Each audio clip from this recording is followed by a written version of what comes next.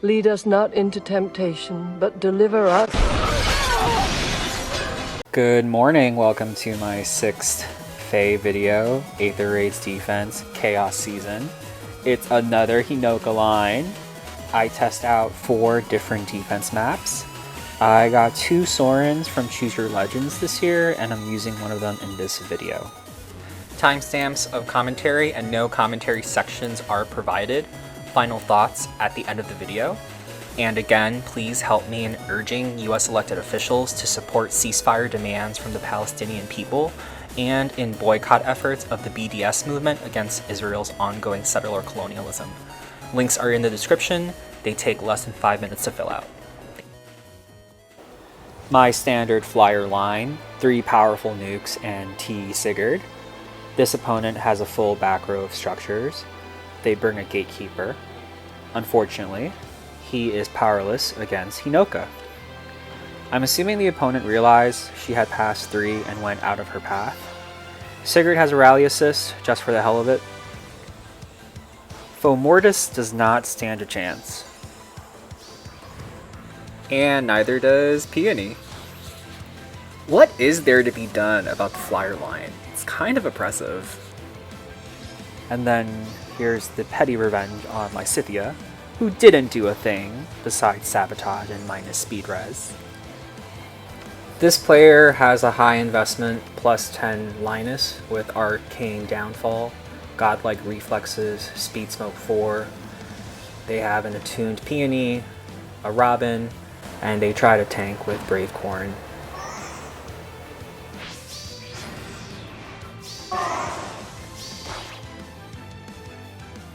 And it's over. Seeing so many Corrins, the Fjorms, and more recently duo Marths in offense and defense makes it so I don't feel so bad about having these busted ranged flyers.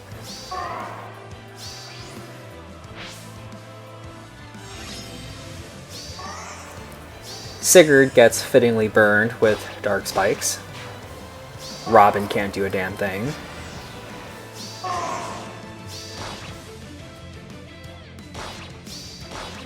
Here's a fun interaction between Lysithea and herself.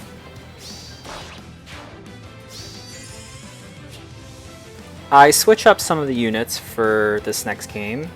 I put in Duo Crom here for some to change fate shenanigans. I wanted to see when the AI would use the assist skill to extend his threat range, with or without the +1 movement from Sigurd's Chivalric Aura.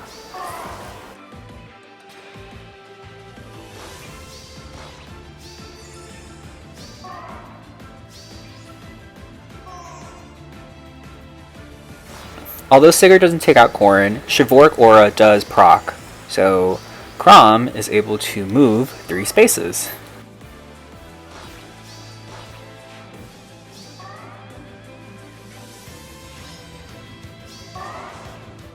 Petty revenge on Claude from Shez. Hate to see it. Love to see it.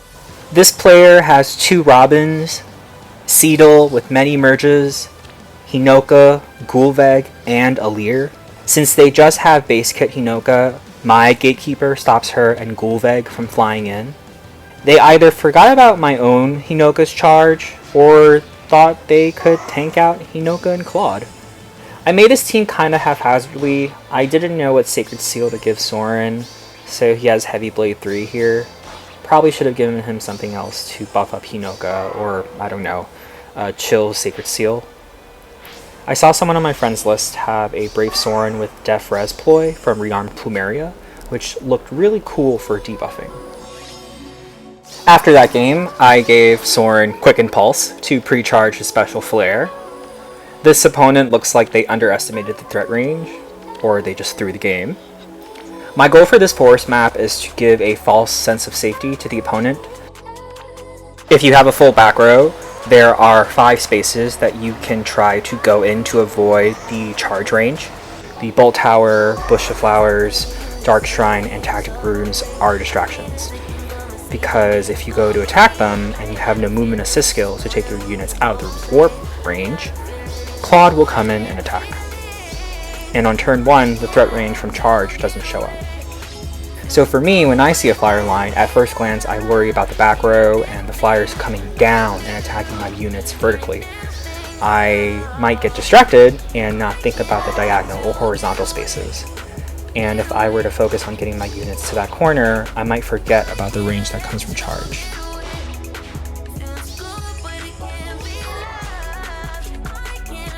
This team looks cool. You have Warp Bubble from Myrrh.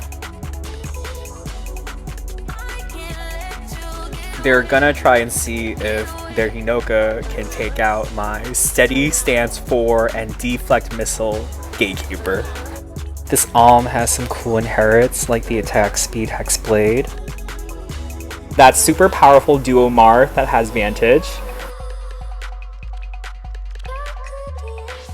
I'm guessing they did the battle preview and saw that Gatekeeper would survive their Hinoka attack.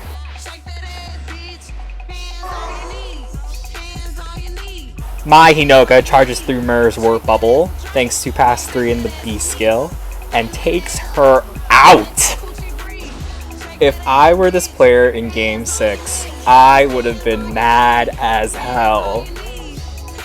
With Myrrh gone, Claude can now come in and take out another unit. Duo Marth can't vantage Claude here because Claude outspeeds him, regardless of the Hardy Bearing Sacred Seal. Thanks to Flared Sparrow and Deep Star, the units cannot move. Even if Peony was going to dance the units, Gatekeeper would have came in as a far savior thanks to Soren's assigned decoy, and he would have survived thanks to Maria's miracle effect.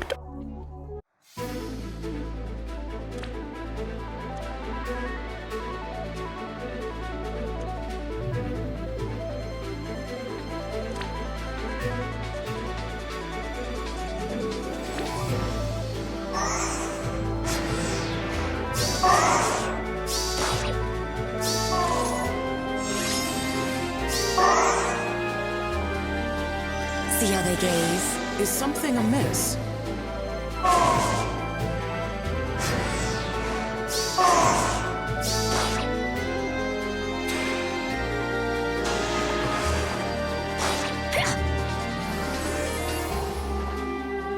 Face the future.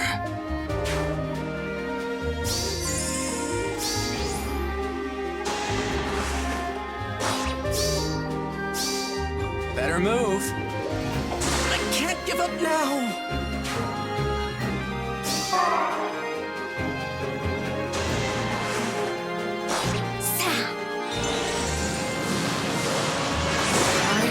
This heat.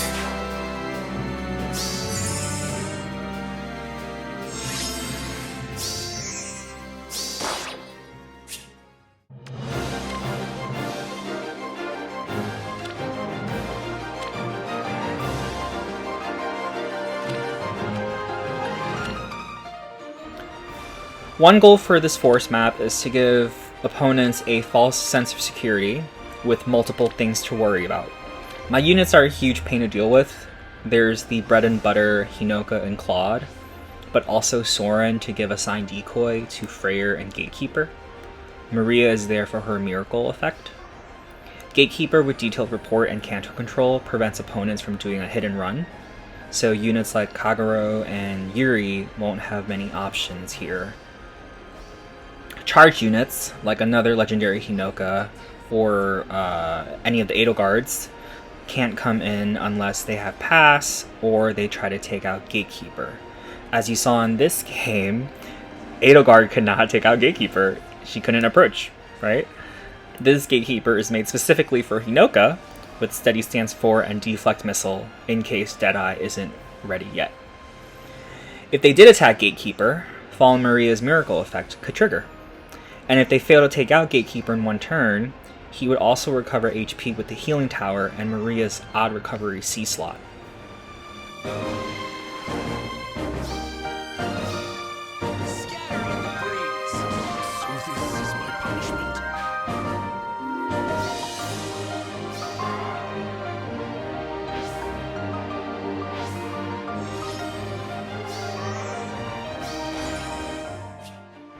I'm kind of proud of myself, because when I started out, I just copied Tacho's Hinoka line layout with the mountains, But now I'm getting into the groove of finding out what fits my style and what fits the units in my barracks as a free-to-play player. I don't really like Hatria balls. I don't really like save units. I think they're kind of boring to watch replays of. I mean, I'll watch them, but I just don't. There's a lot of that already, is what I'm trying to say. My favorite terrain is the Purple Forest map, Nidavellir Castle. The way the forests are set up makes it difficult for non-flyers to approach. The defense I set up is, ironically, kind of based on some Hatria balls with Ash, and save tanks with Ash that I used to lose to. Whereas the mountains and pillar maps, you're kind of screwed unless you have a strong enough Far Savior and Omni tank. There is some hope here if you have other units. With the Flyer or Cav line, the danger is in staying in the back row, especially if you have 6 structures, which unfortunately many opponents in every season had. I expect the opponents facing this to avoid getting attacked by the Warp Flyers by leaving their back row and trying to head to the area on the right with the destroyable structures, making room in that space, thinking they're safe. The Infantry School, Bolt Tower, Bush of Flowers, Dark Shrine, Tactics Rooms, all the structures are distractions. Because if you go to destroy them and you have no Canto or movement assists to take your units out of the Warp Flyer range, you're done, like many of the opponents in the video. I am interested in seeing how Veil from Engage would fit into the defense team, so I'll be pulling for her. And again, help me in urging US elected officials to support ceasefire demands from the Palestinian people and in boycott efforts of the BDS movement against Israel's ongoing settler colonialism. Links are in the description. They take less than 5 minutes to fill out and read through. Thank you! Bye bye!